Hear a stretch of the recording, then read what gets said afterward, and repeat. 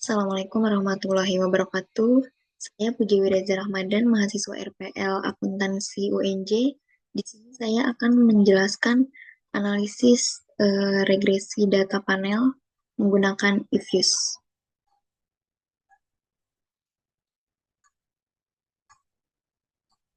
Berikut ini data yang akan saya analisis merupakan 12 perusahaan industri manufaktur di Indonesia.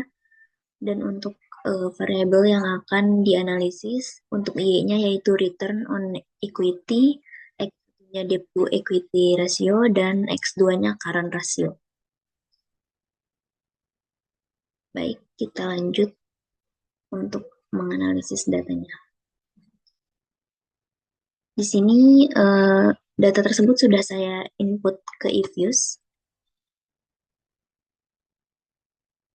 dengan tampilan seperti ini. Oke, selanjutnya saya akan melakukan uji asumsi klasik. Yang pertama, open as equation,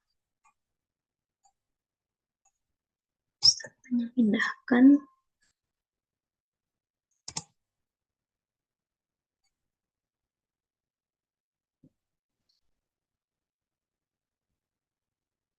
Yang pertama, uji asumsi klasik yang akan saya lakukan yaitu uji normalitas dengan membuka view, residual diagnostik, dan histogram normalitas. Ya, ini dia hasilnya.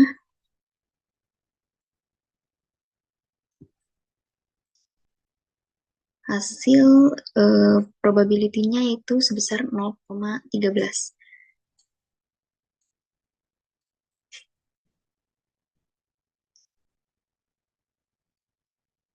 Nah, ini. Yang untuk penjelasannya, berdasarkan output uji normalitas, diketahui nilai probability Jark-Bera sebesar 0,134792, yang nilainya itu lebih besar dari 0,05. Sehingga dapat disimpulkan bahwa data berdistribusi secara normal atau dapat dikatakan lolos uji normalitas. Oke, selanjutnya akan dilakukan uji multikolinearitas.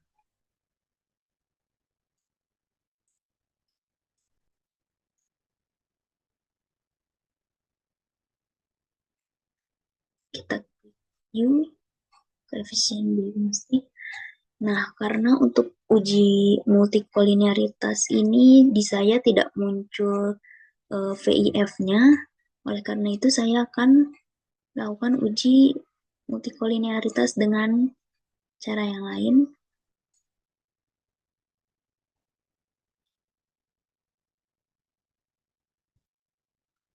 Dengan quick, kemudian grup statistik, dan correlation. Ini untuk mengetahui korelasi antara variabel X1 dan X2.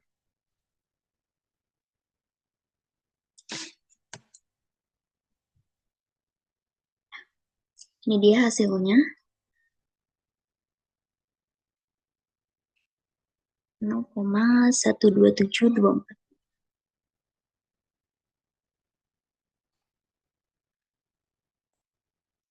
Nah, berdasarkan hasil uji multikolinearitas yang sebesar 0,127247 yang nilainya itu lebih dari 0,90, maka menunjukkan adanya nilai korelasi yang tinggi antar variabel bebas.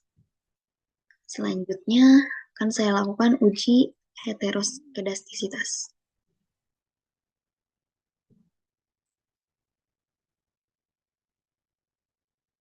Lakukan dengan cara yang sama, open as equation, konstantanya dipindahkan,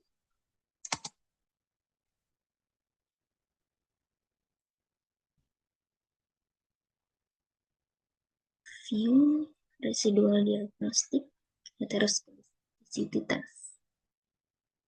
Nah, di view saya ini berdasarkan data saya langsung muncul dua hasil ya untuk cross section test dan period test. Ini cross section test, selanjutnya ada period test. Kita lihat.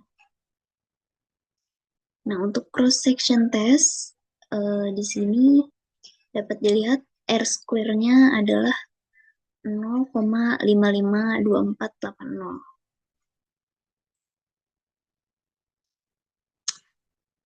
Maka nilai tersebut lebih dari 0,05 sehingga asumsi uji heteroskedastisitas menggunakan cross-section test sudah terpenuhi atau data sudah dikatakan lolos uji heteroskedastisitas.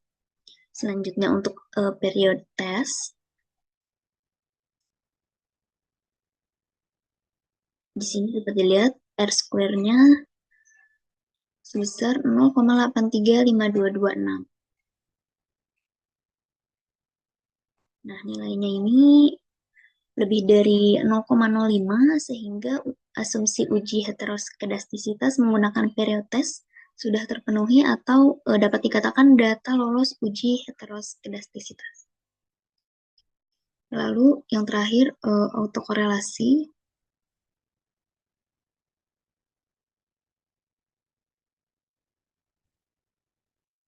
Kita klik view residual diagnostic. Nah, di sini saya tidak menemukan correlation LM test. Dan jika saya mencoba untuk correlation test yang ini, hasilnya hanya seperti ini. Ya, jadi saya tidak melakukan uji autokorelasi untuk analisis data ini. Oke. Karena data saya sudah lolos uji asumsi klasik, maka tahap selanjutnya adalah saya membuat estimasi model regresi data panel yang terdiri dari 3 model.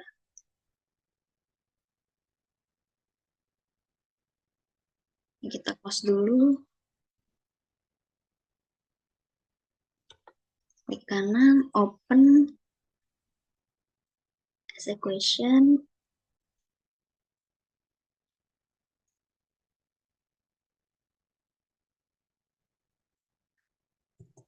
Tanya dipindahkan. Nah, untuk common effect atau CEM ininya dibiarkan saja. Klik OK. Ya. Ini sudah muncul untuk model yang pertama yaitu common effect model. Kita close. Untuk selanjutnya model yang kedua, open as equation. Tanya dipindahkan.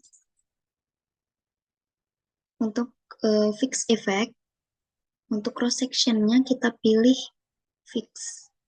Setelah itu OK. Nah, dan ini dia untuk model fixed effect. Ya. Selanjutnya kita membuat model random effect. Klik kanan, open as equation.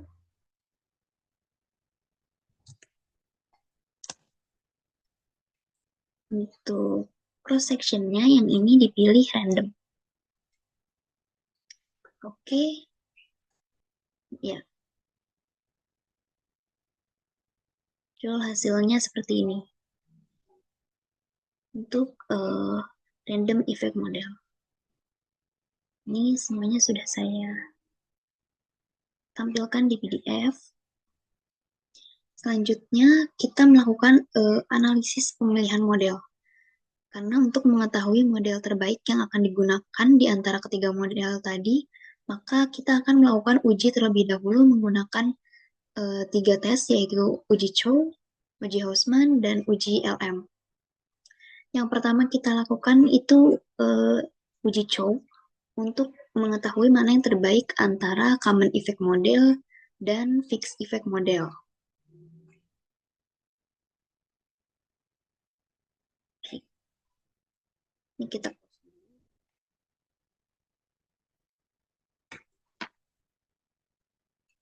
seperti biasa, kanan open as a question. Untuk job test ini kita fix. Oke. Sudah muncul hasilnya, kita klik view, fix atau random effect testing, kemudian kita pilih yang likelihood ratio. Nah, ini di hasilnya.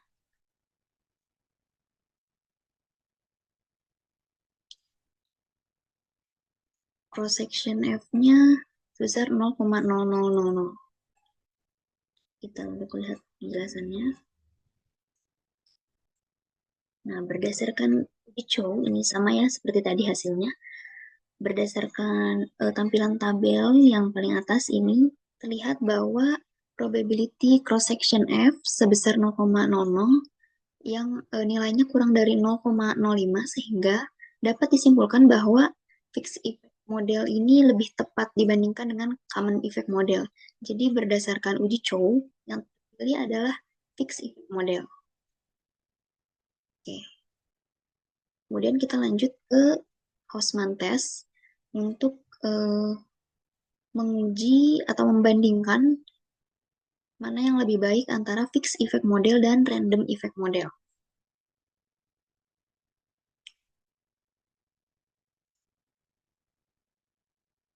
Kita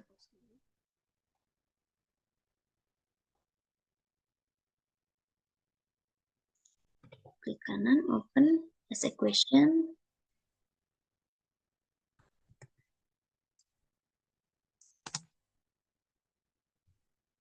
Untuk cross sectionnya kita pilih yang random. Oke. Nah, ini hasil random effect-nya. Kemudian kita klik view, fix atau random effect testing, dan kita pilih yang Hausman test. Nah, ini dia muncul hasilnya. Nilai cross section randomnya sebesar 0,00.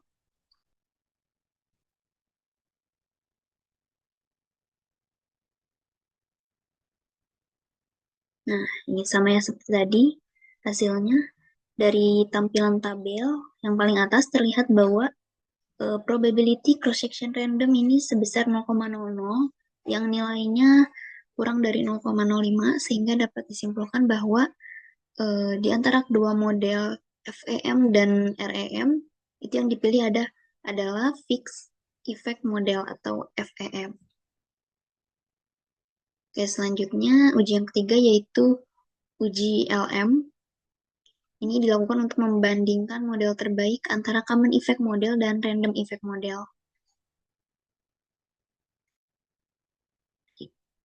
Untuk CLM, kanan, open, question,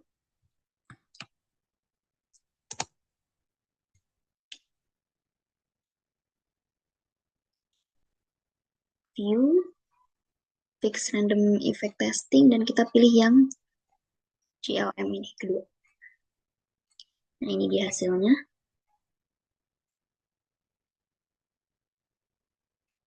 Terlihat bahwa nilai Bruce-Pagan-nya itu sebesar 0,0099. Ya, ini nilainya. Nah, berdasarkan output di atas ini, dilihat bahwa nilai probability Bruce-Pagan ini sebesar 0,0099. Yang nilainya kurang dari 0,05 sehingga dapat disimpulkan bahwa model random effect itu yang dipilih dibandingkan common effect. Tetapi karena tadi sudah diuji sebelumnya random effect dengan fixed effect, itu yang lebih dipilih adalah fixed effect, maka berdasarkan hasil analisis, model yang kita pilih untuk data ini adalah fixed effect model. Ini untuk interpretasinya. Ini fixed effect model. Untuk R square ini untuk nilai koefisien determinasi, dan untuk F statistik dan juga probability F statistik ini menunjukkan hasil pengujian serentak. Dan untuk T statistik ini menunjukkan hasil pengujian parsial.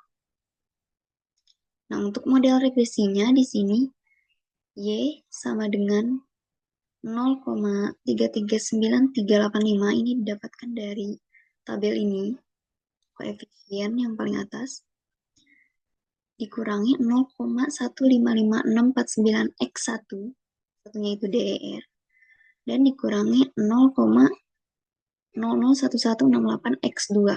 X2-nya adalah current ratio. Ya, di sini saya tulis keterangannya. Untuk Y-nya itu return on equity, X1-nya debt to equity ratio, dan X2-nya current ratio. Nah, untuk interpretasinya, untuk setiap kenaikan satu satuan dari X1 akan mengurangi Y karena dia minus sebesar 0,115649 dengan asumsi bahwa faktor yang lain itu tetap. Nah, kemudian untuk setiap kenaikan satu satuan dari X2 akan mengurangi Y sebesar 0,001168 karena X1 dan X2 tadi hasil koefisiennya itu minus ya, jadi mereka mengurangi. Nah, selanjutnya untuk uji signifikansi model untuk pengujian serentak. Ini ketentuannya jika probability F statistiknya kurang dari 0,5, maka HO itu ditolak. Nah, untuk hasilnya ini, F statistik sebesar 111,8347 dan probability-nya sebesar 0,00. Ini ya, dapat dilihat di tabel ini. Kesimpulannya, karena nilai probability-nya itu kurang dari 0,5, maka HO ditolak sehingga model regresi yang terbentuk ini signifikan. Nah, selanjutnya dilakukan uji signifikansi model untuk pengujian parsial. Yang pertama itu pengujian X1 atau DER tadi.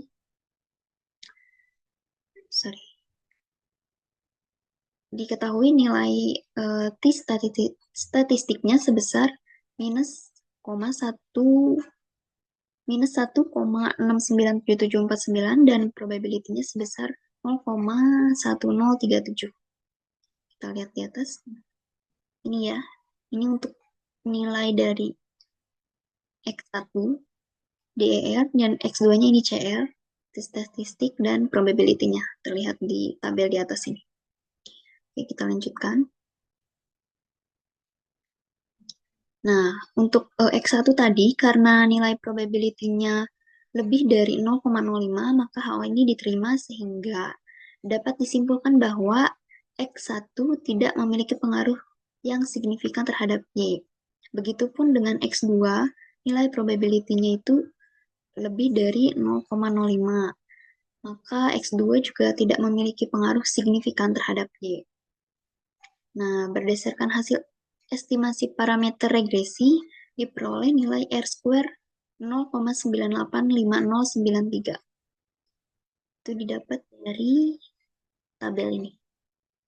Ini koefisien determinasi. Nah, yang artinya variabel X1 dan X2 mempengaruhi variabel Y sebesar 98,5%. Dan untuk sisanya sebesar 1,5% ini dipengaruhi oleh variabel lain yang tidak masuk di dalam model. Seperti itu, untuk penjelasan saya mengenai analisis regresi data panel. Terima kasih. Wassalamualaikum warahmatullahi wabarakatuh.